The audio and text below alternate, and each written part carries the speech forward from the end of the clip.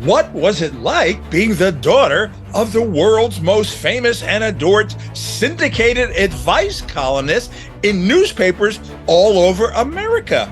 Buckle on up as you are about to find out.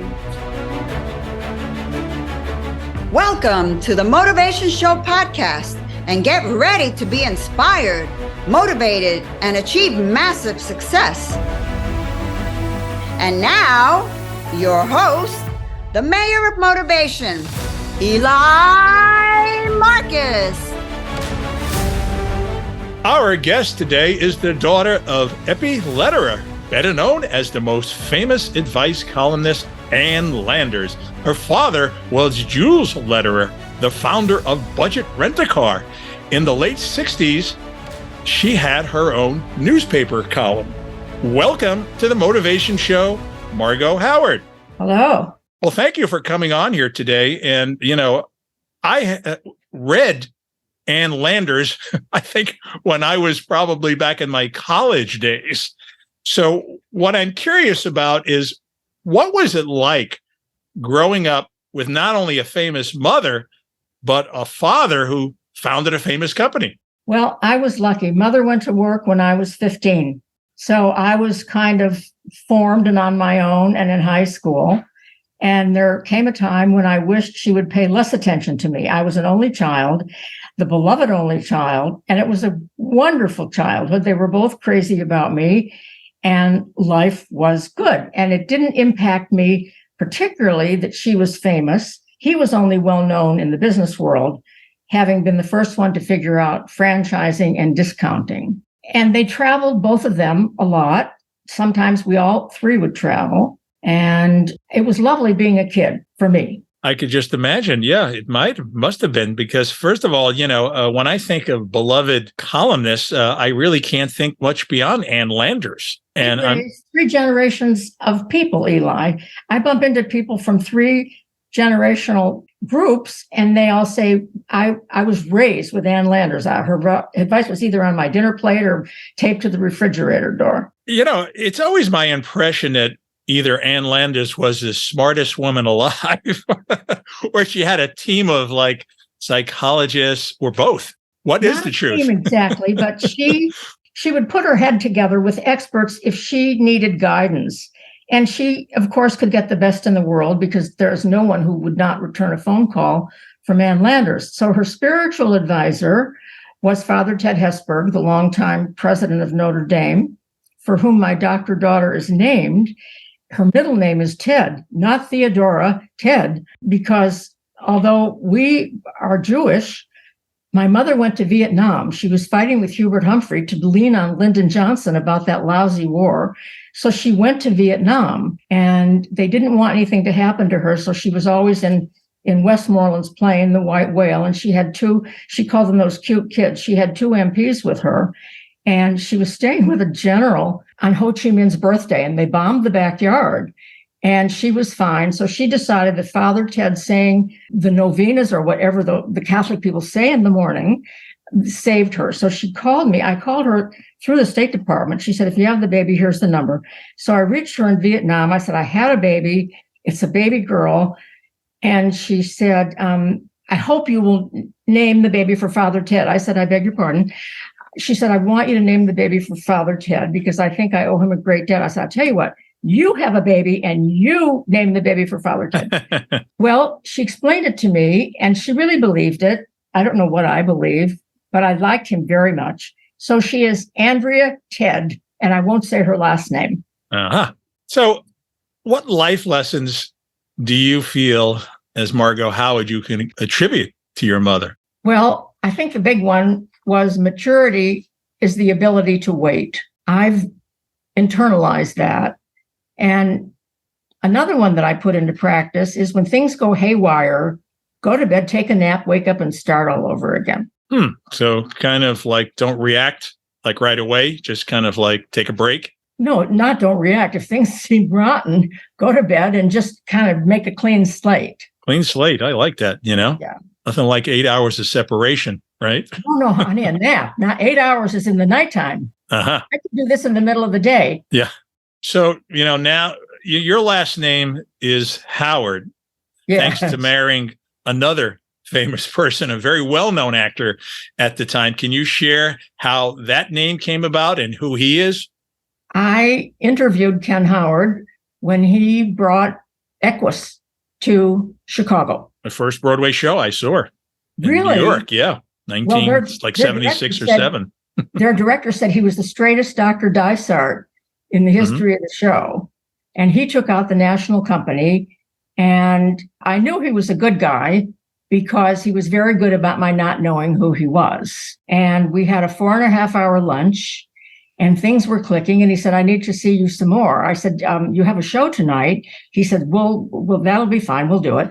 And so he dragged me back with him for an Irish coffee that should have gotten my antenna up, the Irish coffee, but it didn't. And I went to see the show, and he wanted to see me after the show. And I told him he could come for an after theater bite. And he came to my apartment, and he started coming to my apartment after the shows, but he didn't leave. And it was a very fast romance. We were married 6 months later, and I had 3 children. And people said, it'll be hard to, find another husband with 3 children. Well, it didn't seem to be, because the starter husband was the father of the children. So I was neat, but not thoughtful. So on visiting day, there was one person involved. And I had a second husband between the starter husband and Ken Howard. That was rather brief. The 3 years to me is brief.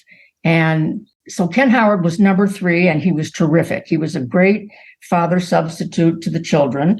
In fact, my son appended his last name to his own without benefit of an adoption.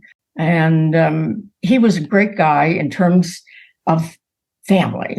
I had a lot of fun, and I understood the world of celebrity because of the way I had grown up. Neither one of us cared for Los Angeles, where that business is based. And so we got a farm in Connecticut near Hotchkiss, where my son was. That's the son who said to him at age 10, because he met him traveling with a play, he said, when are you going to settle down and go into business? So at that point, he decided he needed to create a series so we'd be parked in Los Angeles. And so he created The White Shadow, which was based on his own high school career in Manhasset. And he took it to Bruce Paltrow, who was nowhere then, but he knew Bruce because he and Blythe Danner had been a stage couple. They were on Broadway in 1776. They had a television show together. And at Williamstown Theater Festival, they often played opposite each other. And they had a little-known daughter, huh? Well, I tell you, I met Gwynnie when she was 14, and she was my son's first living girlfriend. And she, like her mother, was nothing to look at without makeup. It's just a remarkable thing. Some people in the movies need makeup to really look fabulous. And Gwynnie and Blythe were 2 of those people. Very interesting.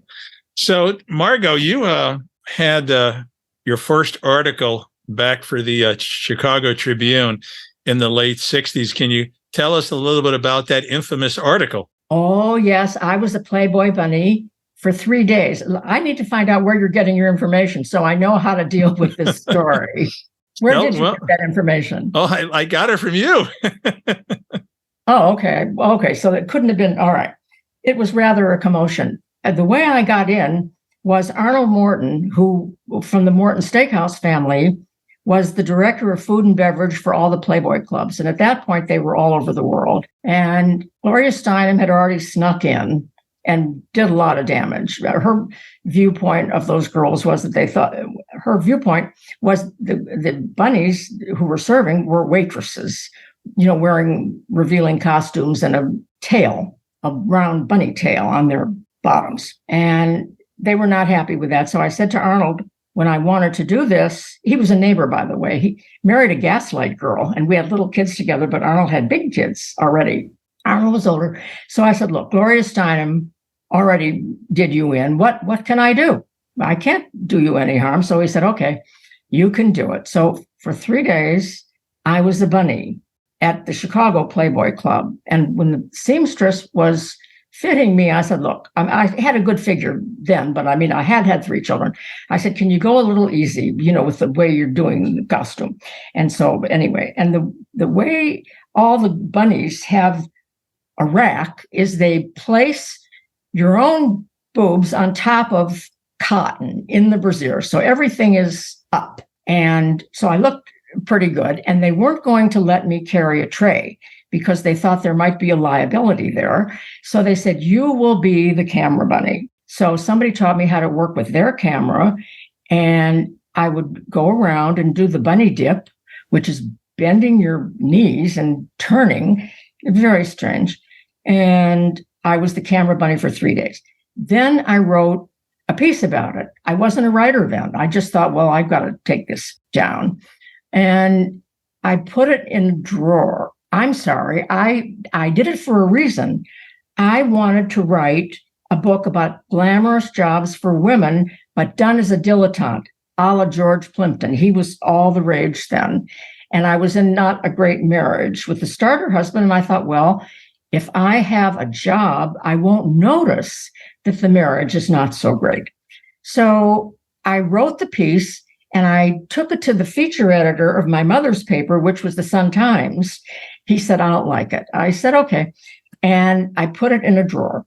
Fast forward to the end of that marriage, maybe a year later, and a family that I loved, Gene Siskel's, he called them his parents, but they were his aunt and uncle. His actual parents died within a year of each other.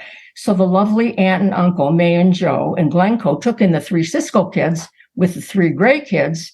And that was it. So I knew that family, and I was newly divorced. There was a wedding in that family, and their wonderful mother, May Gray, said, I know you can't be seen to have a date, so your dinner partner is going to be Jeannie, who's way too young for you. I said, perfect. So I must have talked his ear off, because at the end of the wedding dinner, he said, he said, do you write? I said, I don't know. And he said, if I have my editor call you, would you come talk? I said, sure.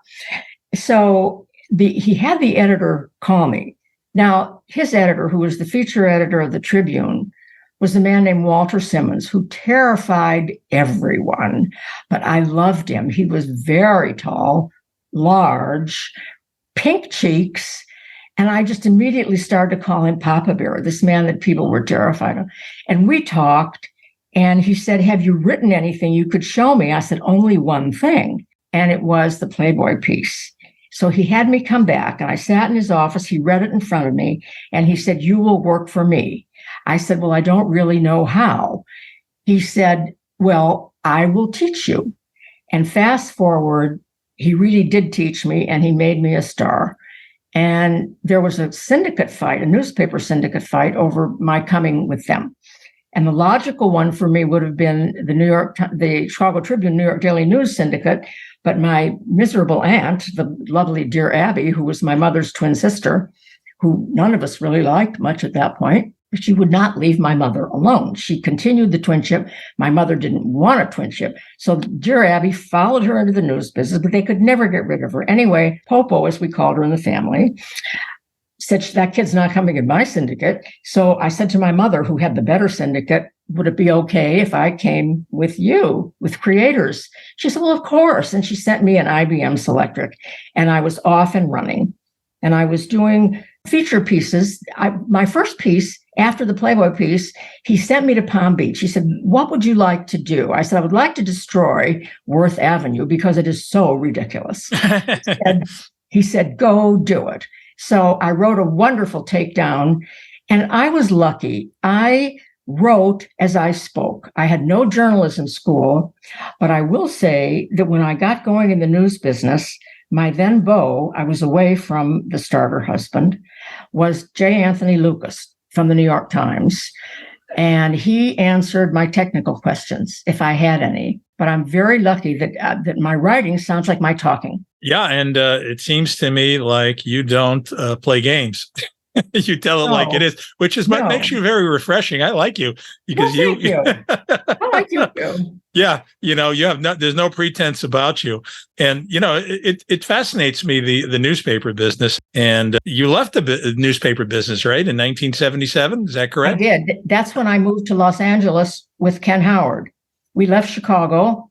We'd been living together for 6 months. The play closed. He kept it there longer than any out-of-town show had ever been there. And he was crafting The White Shadow. And we went to Los Angeles. And, God, I can't remember his name, a great newspaper guy heard that I was leaving. He said, you can come work for me. He was the editor then of the Los Angeles Herald Examiner. He wasn't the editor of the good paper. I said, look, it's not my town. I don't think I should do that. So I was doing magazine pieces then for the New Republic and a cover piece now and then for People magazine. I had an odd assortment of friends and editors. And then Ken Howard put me in the guest house. He said, I want you to write a book because people have been talking about my writing a book. So I did it. I didn't know how to write a book, but then I didn't know how to be a syndicated columnist either. I did that. So my first book I refer to as The Jewish Dallas. It was called Eppie, the story of Ann Landers. And I told the story of my mother, my father, my Aunt Popo, her husband, my Russian grandparents. And it really did well. And my mother was not thrilled with it. I didn't show it to her until it was in galleys. I said, this is for correction only.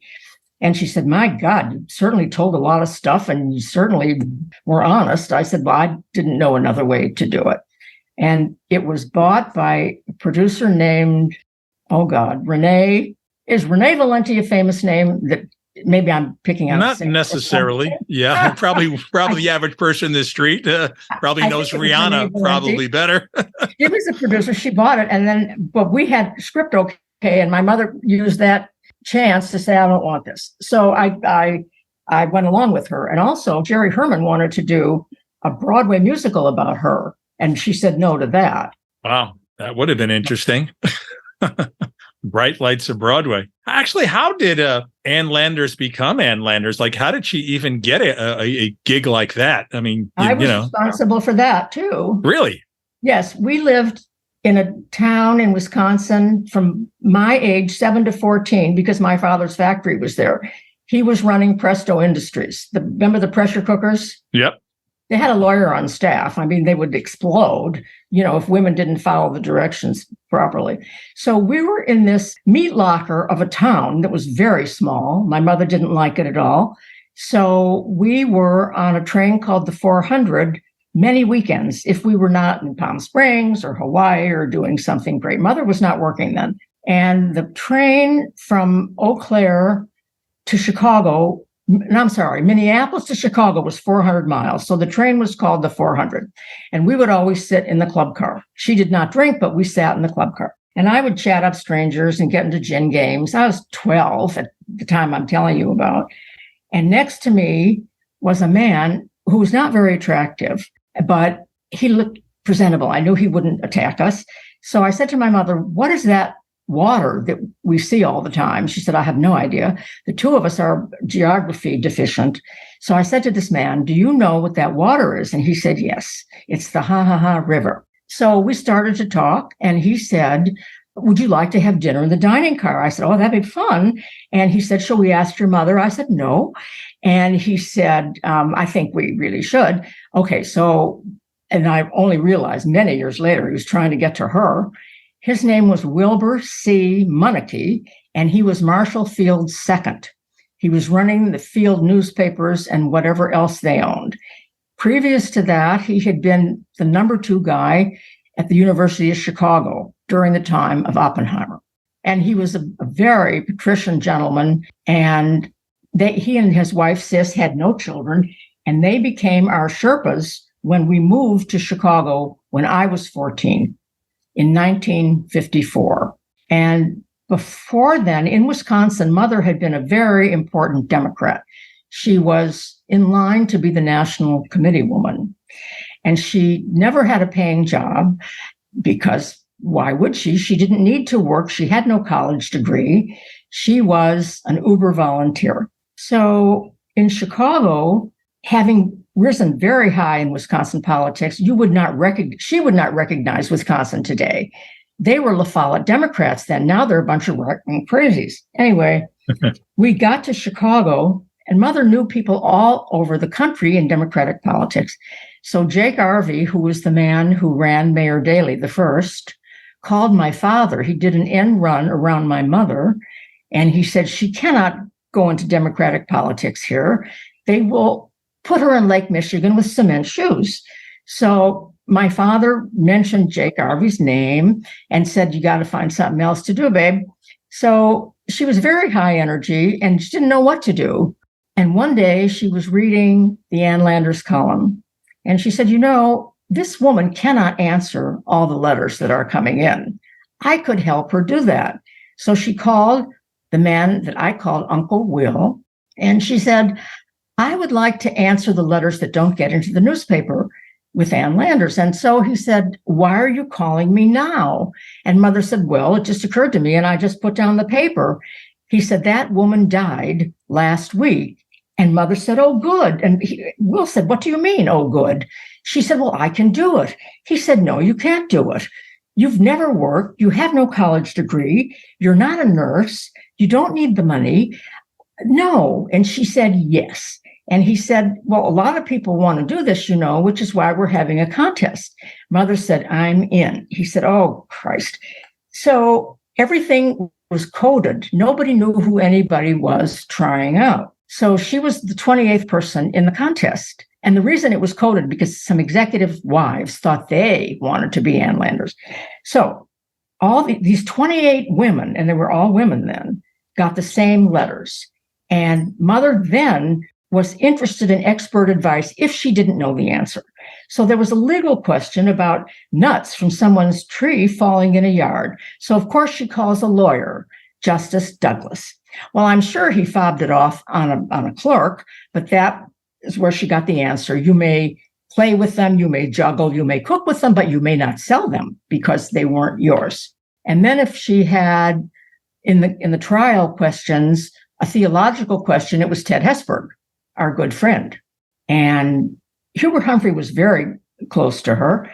And I wound up being an intern for him in 1960. But if she had something that she felt she needed expert political advice, she'd call Hubert. So they're unraveling the codes. She's in the first cut. She's in the second cut. She's in the third cut.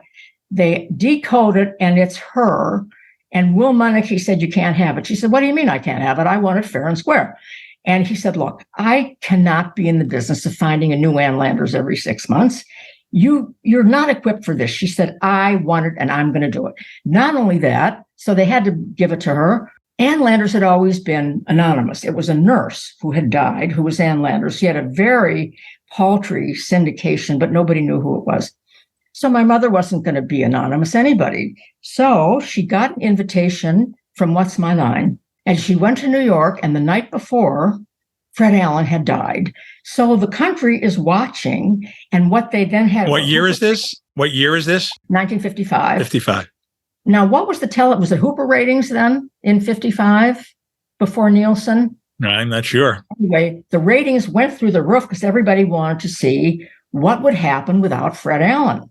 She heard from people she went to grade school with in Sioux City. Anyway, she was out of the closet, as it were, and she made it a great success. And to cement her position in towns as she built her syndication, she ended up being the most widely syndicated text column in the world. Only the comic strip guys had more eyeballs than she did. And she built it into a very big business. I mean, my father was astonished.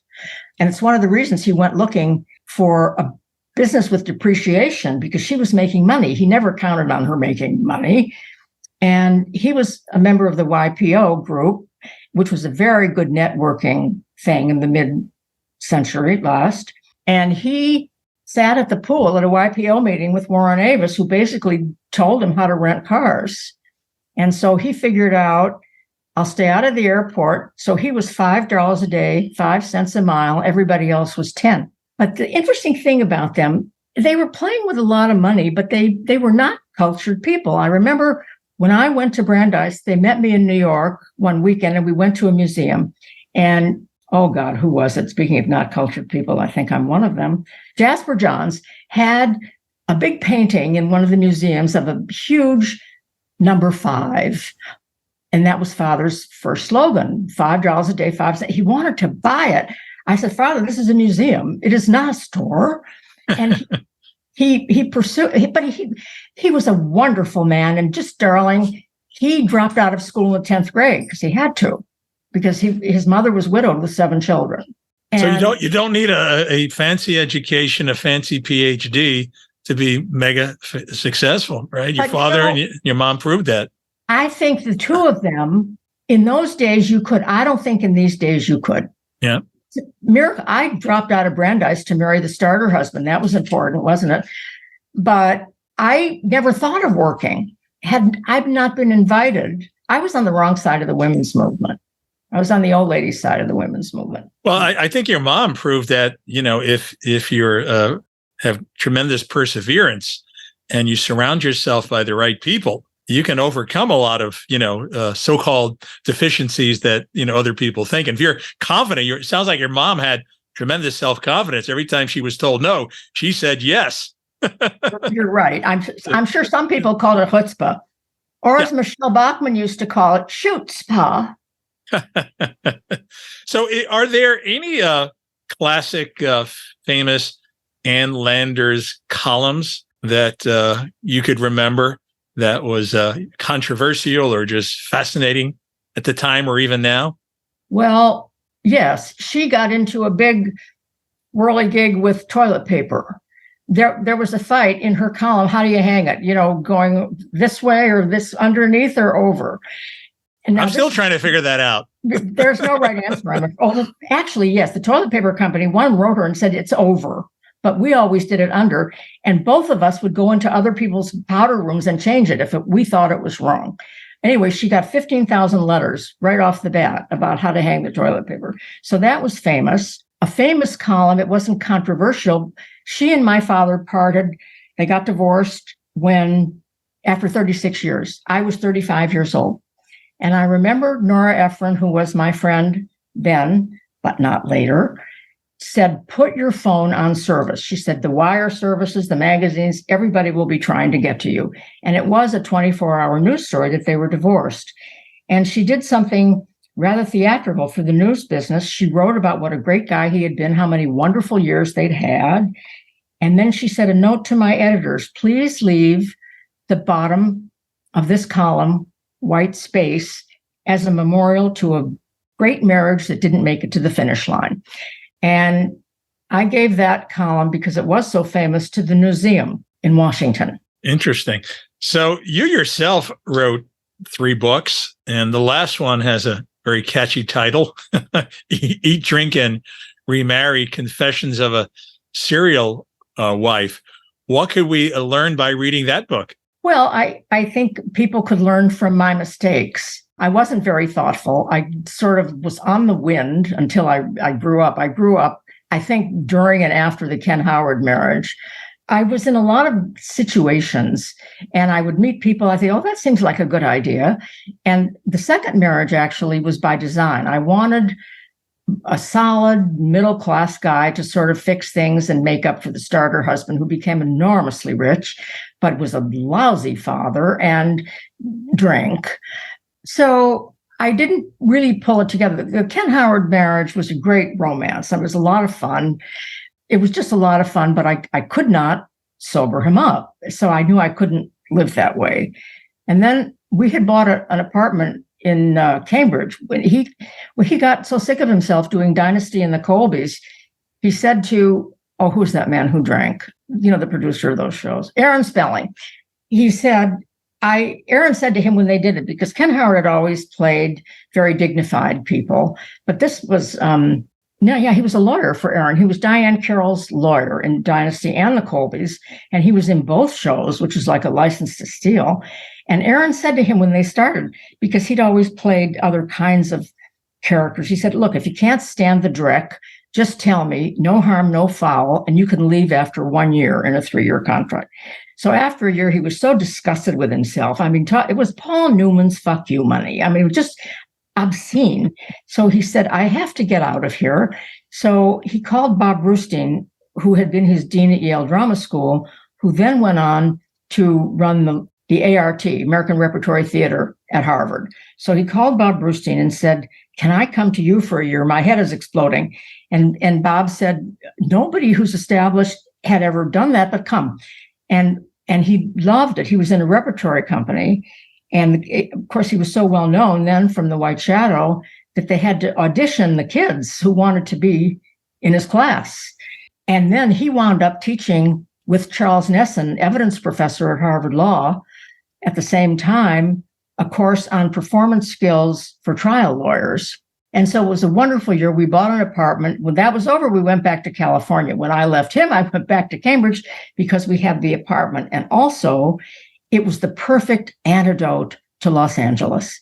I was 51 years old when I went back single. People said, you're so glamorous. I thought, what? In Los Angeles, I'd be ready for the trash heap of old ladies. And I loved it. I have always been funny and not terribly serious. So nobody felt I was in competition with them in Cambridge. So I was invited into all kinds of groups, and I hung out at the Kennedy School of Government, which I loved. And people on the street, really rich people, would drive dinged up cars. It was heaven after Los Angeles. And it took me a while to find my marvelous, mother-pleasing Harvard heart surgeon, to whom I've been married for 23 years. Oh, that's sweet. So why do you feel, Margo, that there are not more advice columnists today? Or if there are, why do you suppose they don't seem to have the same cachet or notoriety that your mom had? Well, she, and I guess my aunt joined in, they kind of redid the business and they owned all the real estate. Also, there aren't as many papers today. The news business has really taken a hit. I'm glad I'm not in it anymore, but I wouldn't be anyway at 113. But the news business was grand, and it is no longer grand. However, they did one thing. When my mother died, she sort of took the field with her, so that other advice people came back with a particular area. There were dog advice columns. There were advice columns for people wondering what to do about death. Everything had more niche than general. Yes, yeah. Thank you. Niche is the word I was looking for. And so that was a change that went along with fewer newspapers. Interesting. And so what is Margo Howard up to today? And are there any future endeavors or goals? Oh, honey, no. It's interesting. Or you're just living La Vida Loca. I guess. But people say, what do you do all day? And I say, I don't know. I am behind. I have no job, no real housekeeping to do, no grandchildren because they're too far away. I don't know what I'm so busy doing that I cannot catch up. As you know, my email is a mess. I'm behind. I'm behind in my reading. I'm behind in television shows I want to see. I don't know. I think when you're old, you have maybe 3 good hours a day. Well, I can tell you. Remember, Eli. You don't sound old. I can tell you that. And boy, you are as lucid and as quick and as sharp and as funny as as anybody that I've talked to. I can tell you that. I have my marbles, but I can't get anything done. Yeah, I joined the club. It's a big club out there. So besides seeking out an advice columnist, what do you think are the best ways today for people to get their questions answered?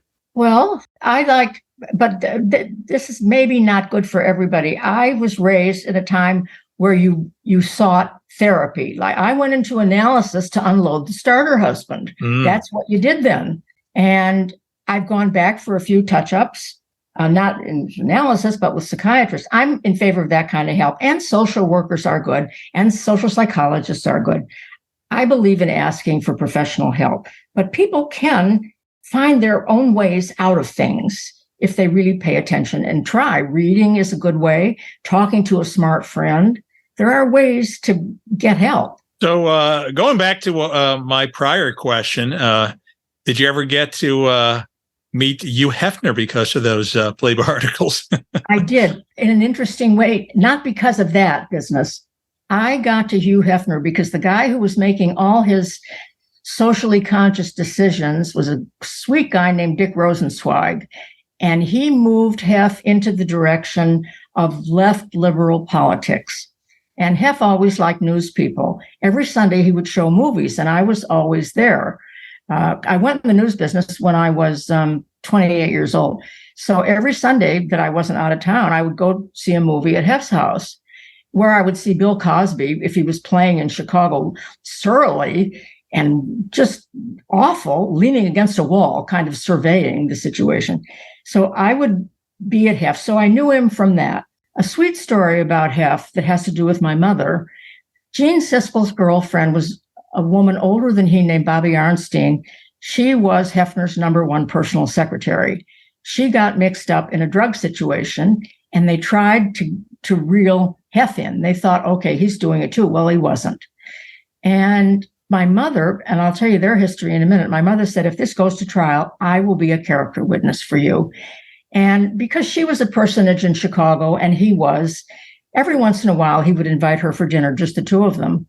And it was remarked that he used to get into a suit. He'd get out of those crazy pajamas and his bathrobe when my mother came for dinner, and he'd wear a suit. Someone said like his own mother. So they were odd friends.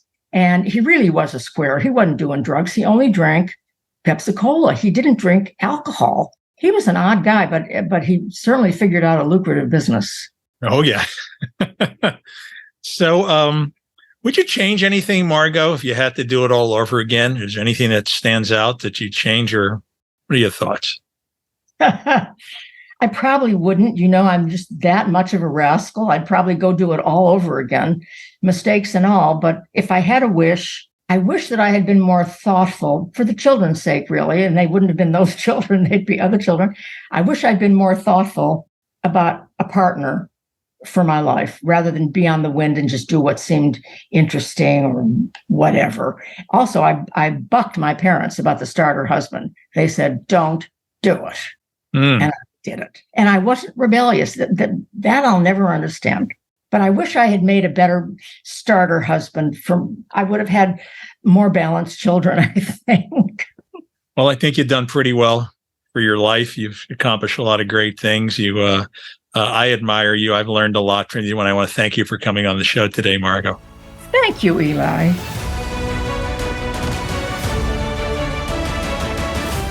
If you would like to inquire about having Eli motivate your team, speak at your event, or coach you personally for massive success, email themotivationshow@gmail.com.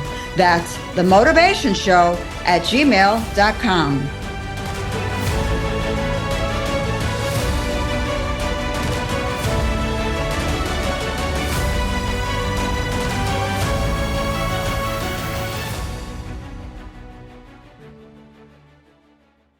This podcast is a part of the C-Suite Radio Network.